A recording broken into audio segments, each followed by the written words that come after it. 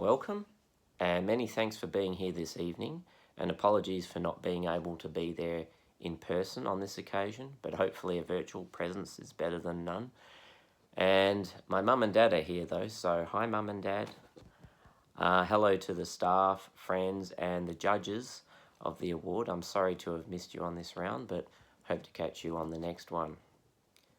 It's hard to believe that this is the 16th year of the award, which means that all but a few of the entrants would have been born after it began as a vague suggestion around 2002, when I was painting the large mural that you can see in the children's library. I'm very pleased I haven't disgraced myself in that time and continue to be invited as a patron and poster designer for the award each year.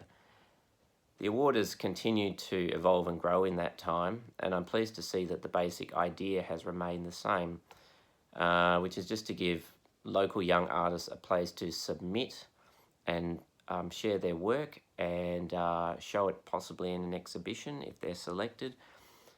And this was something that was very important to me as a child growing up, and also as an older student, and helped me a great deal with my confidence and outlook as a young artist. There are two key things to say before making any comments about some of the artwork on show, which I'll do in a moment.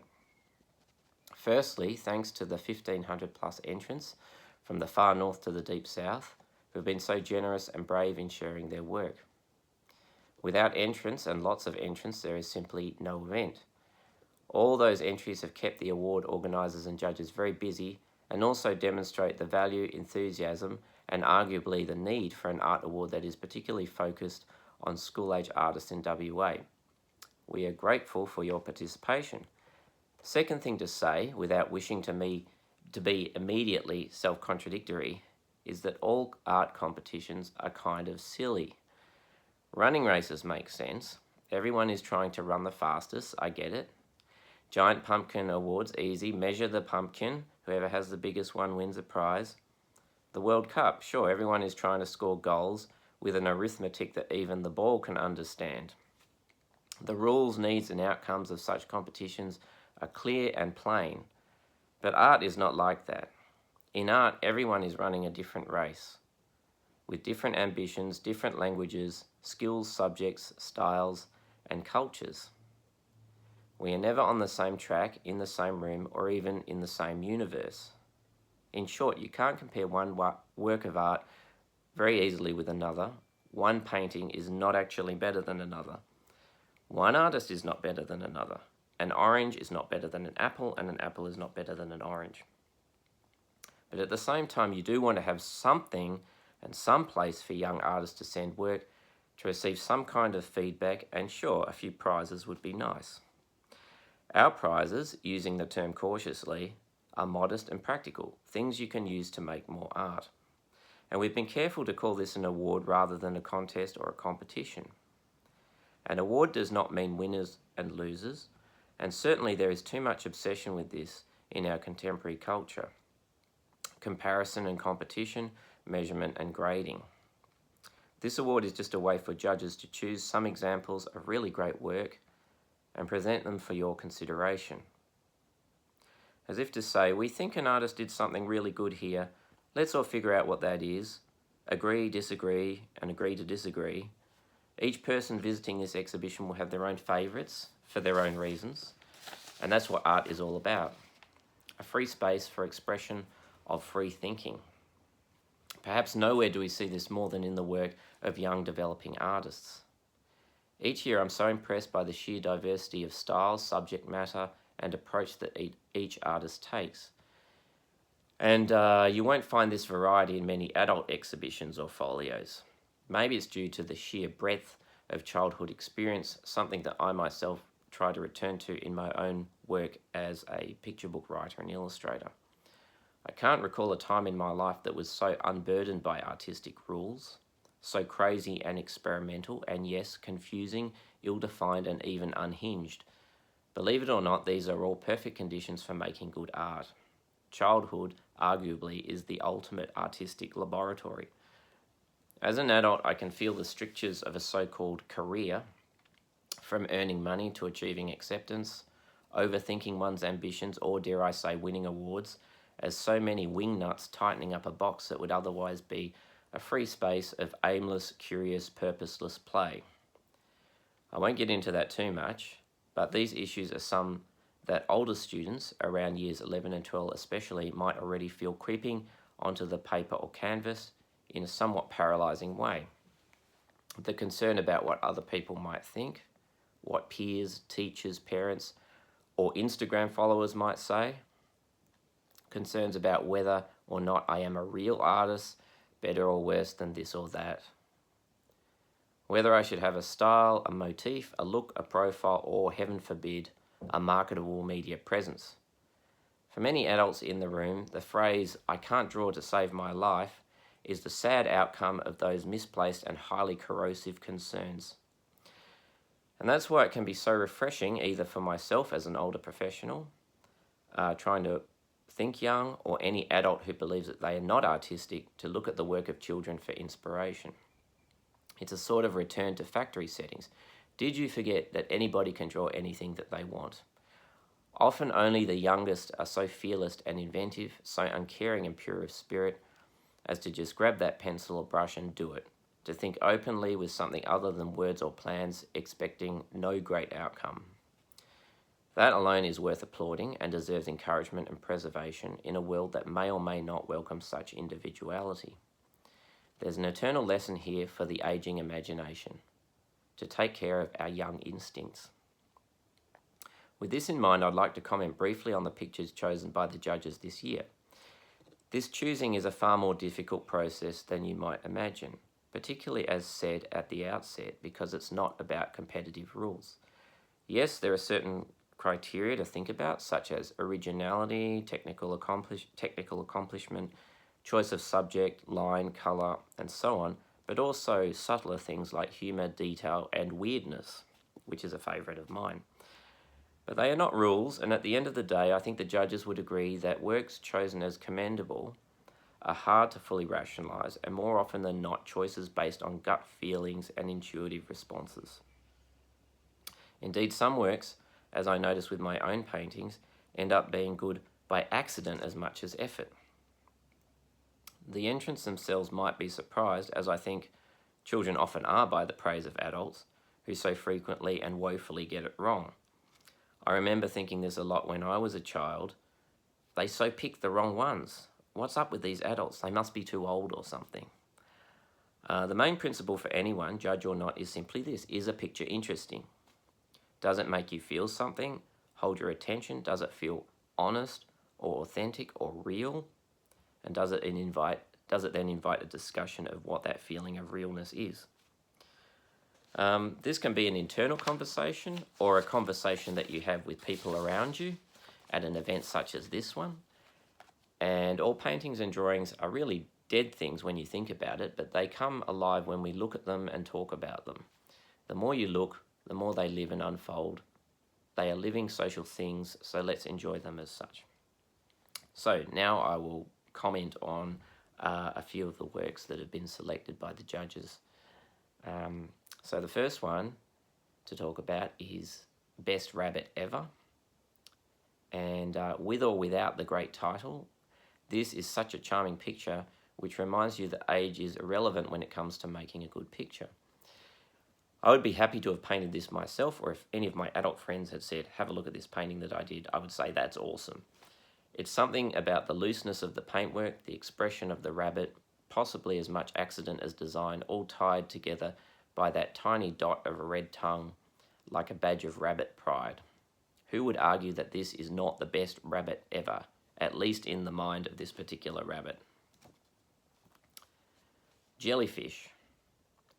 I suspect this jellyfish is sad because the hook is in one of its tentacles, but this narrative detail is only a small part of what makes this picture intriguing. I'd say there's something about the ethereal blueness of the whole picture, the gentle drips and soft weedy squiggles that make us feel more than we see. I love that something can be both amusing and melancholy at the same time. I don't think you'd ever tire of looking at this painting. It's just wonderful. Sam's Transformer. This is a cool picture, or triptych I should say, and I suspect that it's a collision of a technical lesson at school with a very authentic personal interest, a cool transformer robot. I myself am grateful to those art teachers who allowed me to do whatever I wanted within the boundaries of lino cut, collage, charcoal sketch, or whatever. It need not be landscape, portrait, still life, or any such arty subjects. First and foremost, art should be fun. It should be about things that we love, things we want to draw because we love them, and enjoying their endless subtle transformations in line and colour. I love the energy and small but powerful expression of this transformer, animated by bold lines and shapes in a dynamic composition. Waggles. This is technically a very accomplished work, given the restraint necessary when using watercolour, which is a medium I myself approach with some trepidation. What's interesting here is the absence of outline, the usual tool that we use to define a form and to just basically draw a shape. Without that, we have a much softer image, more like a memory of a dog floating in front of us than just a picture of a dog. There is a real feeling of intimacy here, and plenty of other impressions too. Blue Tongue Brother. This is another painting that would be impressive by an artist of any age. The immediate appeal of this work is its subject, which is one of those familiar real-life things that we don't see representing in paintings all that often. This attention to modest reality is one of the real strengths of painting in a world saturated by other media. The colours and compositions are also great, and the off-kilter spontaneity of the paintwork, which is surprisingly subtle, and I can vouch quite hard to do around the face, is really well done. I also love the attention to detail on the shirt design and those kind of things that are really interesting focal points in a picture. The show mustn't go on. This is a technically impressive work with an original sense of design in trying to represent a hard-to-represent subject. The use of collage and thoughtful choice of poetry against pictures shows the kind of experimentation that makes image making endlessly interesting. The feelings of things being disjointed or even uncomfortably composed actually works with the ideas being communicated, with very precise detail and line work. It's full of thoughtful intentions, exploring many types of representation at once. It wasn't me. Titles and images often work together to create a poetic and amusing effect, but even without a title, this drawing would be arresting and moving. The way it sits on the page is awkward in the best possible way, just as a dog looking backward can be awkward, as much as sincerely pleading for forgiveness. Art is often about feelings of difficulty as much as beauty, or rather noting that there are many different kinds of beauty, always more than you think. All of the shapes, lines, and the hairy little dots and dashes in this picture hang together with strong and subtle energy, and no mark seems out of place. Obedience. There are a lot of dog images this year.